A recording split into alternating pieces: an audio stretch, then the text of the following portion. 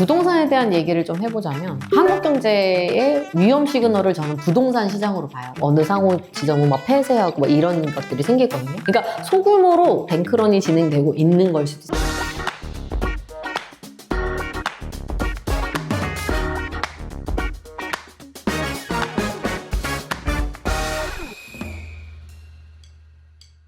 현재 우리나라의 부동산 시장이 조금 뜨겁잖아요. 이제 정부와 그거에 대한 대항하는 그런 뭐 다주택자 또는 아니면 기득권 그 주택을 보유하는 사람들 요거에 지금 대립인데 저는 여기에서 이제 시그널들을 몇 가지를 읽고 있거든요. 이 부분을 먼저 좀 짚을게요. 우리나라에서의 부동산 불패 신화는 뿌리가 많이 깊어요. 왜냐하면 한 번도 실패한 적이 아직은 없는 자산이라 그래요. 이게 아주 근원적으로 신뢰가 아주 단단하게 형성이 됐고 저는 이제 인간심리랑 행동심리학 안유아 교수님 독서 토론에서 진짜 좋은 그 행동심리 경제학에 영향을 미치는 행동심리 책이 뭐냐면 생각에 의한 생각이에요. 근데 이게 바이블이에요. 노벨 경제학상을 받았어요. 행동심리에 대해서. 그러니까 인간이 얼마나 어글리해질 수 있는지 투자에 관해서. 근데 그 어글리해지는 순간들 잘못된 선택을 하는 순간들이 인간 본연의 불안, 공포에 질렸을 때라고 나와 있는 거예요. 그거에 대한 실험 결과들이 막 나와 있어요. 아, 이렇게 행동하면 무조건 패하는구나에 대한 바이블이었던 거예요.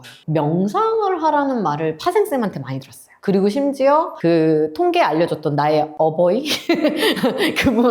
그분도 나한테 그랬어요. 심리를 AI처럼 약간 감정을 통제해야 승률이 올라간다. 투자 승률이 이렇게 말했었거든요. 그러니까 안 되는 돈으로 거기에 이렇게 깜냥으로 들어가면 다 털리는 거야. 원인이 되죠. 부동산에 대한 얘기를 좀 해보자면 한국 경제의 위험 시그널을 저는 부동산 시장으로 봐요. 이유가 뭐냐? 한국인들이 너무 사랑하는 자산이고 그리고 몰빵되어 있는 자산이에요. 근데 지금 안 좋은 시그널들이 몇 가지 이렇게 장치가 되어 있어서 저는 이 자산이 만약에 하락할 가능성이 커진다고 하면 다른 것들도 끌려 내려갈 거라고 생각해요. 지금 PF 대출이 5년 차로 계속해서 허덕허덕 하면서 매여 있어요. PF 대출이 뭔지 알아요? 건설사가 받는 대출이에요. 근데 웃긴 건 돈이 몇 푼 없는데 건물을 지을 수 있는 거예요. 대규모 건설을. 그러니까 합법적인 부채를 엄청 일으키는 레버리지 대출인 거예요. 내 자본이 별로 없는데. 근데 그거가 몇십 조가 지금 파산되어 있어요. 파산 지경이에요. 근데 파산하면 난리 나요.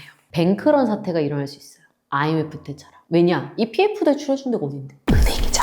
그 은행들이 못 받는 거야. 그게 연쇄작용이 돼요. 옛날 우리 IMF 때도 은행 망했잖아요. 이 뱅크런 사태가 그래서 난 우려가 되는 거예요. 근데 그게 우려가 된다면 다른 정부들처럼 부동산 가격을 오히려 받치도록 옛날에 40조 풀었잖아요. 바로 전 정권에서. 그래가지고 그 둔촌 주공 어떻게든 그거 한다고 펌핑한다고 신혼부부 막 특약 내놓고 대출해주고 막 난리도 아니었잖아요. 그게 왜냐면 나락으로 가서 연쇄부도가 일어나면 안 되니까 그래. 근데도 이 정부가 왜 대출을 틀어막고 부동산 사지 말라고 할까? 그럼에도 불구하고 이거 이제 확률을 좀 생각을 해보자면 저는 어떻게 감히 생각하냐면 모든 자산이 폭락할 확률이 크구나. 그거를 부양을 하려고 노력을 한다 하더라도 다른 자산이 그 40조 우습게 여기면서 밀고 내려갈 확률이 커서 이렇구나. 개인들의 진입을 막고 있는 것처럼 보이는 거예요. 그럼 뭐하러 40조를 써요? 안 쓰고 그냥 가지고 있다 나중에 V자 반등할 때 오히려 그때 살려야 될 거 적재적소에 이렇게 투자해가지고 은행이든 뭐든 살리는 게 더 낫지 않아요? 구조금으로. 왜냐면 무한정 돈은 풀 수 없거든요. 인플레이션이 오기 때문에. 지금 부산저축은행 어떤 것 같아요? 해결 안 됐어.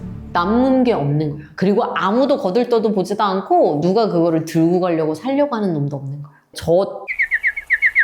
2011년도에 거의 2억을 넘게 거기에 묶였는데요. 지금까지 그 예금자 보호되는 돈만 일부 찾았을 뿐이지 그게 부모님이 노후자금이었어요. 그냥 잊자 이러면서 그냥 살고 계신대요. 그러니까 14년째 해결이 안 되는 거예요. 그게 좀 냉혹한 자본주의 사상이잖아요. 이걸 살려주면 공산주의지 않겠어요? 우린 자본주의니까 도태될 거는 도태돼야 돼. 그게 참 냉혹하지만 그래요. 그러면서 내가 선택하는 금융사 내가 그냥 무심코 적금 드는 회사마저도 내가 끊임없이 봐야 되는구나. 안 그러면 옛날 IMF 때처럼 리먼도 되게 뼈대 있는 그런 기업이잖아요. 근데 한순간에 망하니까 뭐가 왔어요? 금융 쇼크가 왔잖아요. 제가 그때 그랬잖아요. 미국이 망할 뻔했다. 은행이 뱅크런을 할 수 있다. 은행을 믿지 마라. 이게 오늘 할 얘기고요. PF 대출, 뭐 부동산 관련 요거는 이번 정부에서 어떻게 이거에 대한 해결법을 가지고 있는지는 잘 모르겠어요. 아직 그거에 대한 기사나 이런 것들이 나오지는 않아서. 다만 이게 심각한 일이고 그걸로 인해서 지금 새마을금고가 계속 힘든다는 거 알고 계시죠? 4, 5년 전부터 계속 나왔어요. 그게 또 상호 협동조합이라서 어느 지점은 그게 안 되고 어느 상호 지점은 막 폐쇄하고 막 이런 것들이 생기거든요. 그러니까 소규모로 뱅크런이 진행되고 있는 걸 수도 있어요. 이것 또한 시그널이야. 이 얘기는 뭐냐? 중소기업의 대출을 새마을금고에서 줬는데 회수가 안 돼. 부동산 대출을 해줬는데 부동산 그 대출 이자가 안 들어오는 거야. 그래서 이렇게 경고장 날라가는데 사람들이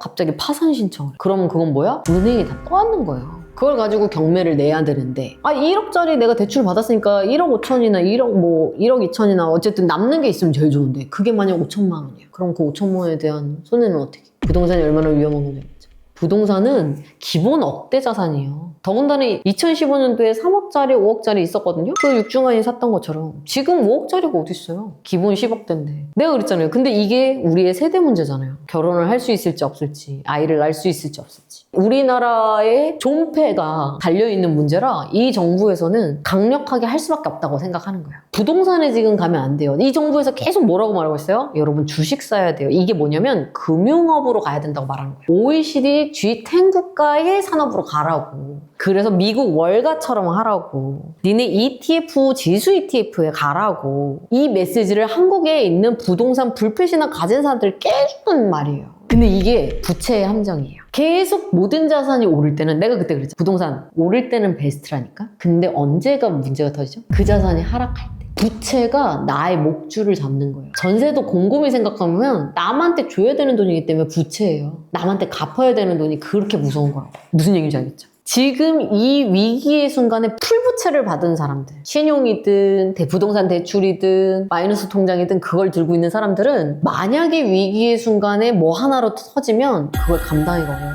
글로벌 사회에서는 여기 하나 터지면 그냥 끝나는 게 아니에요. 다 이게 연결.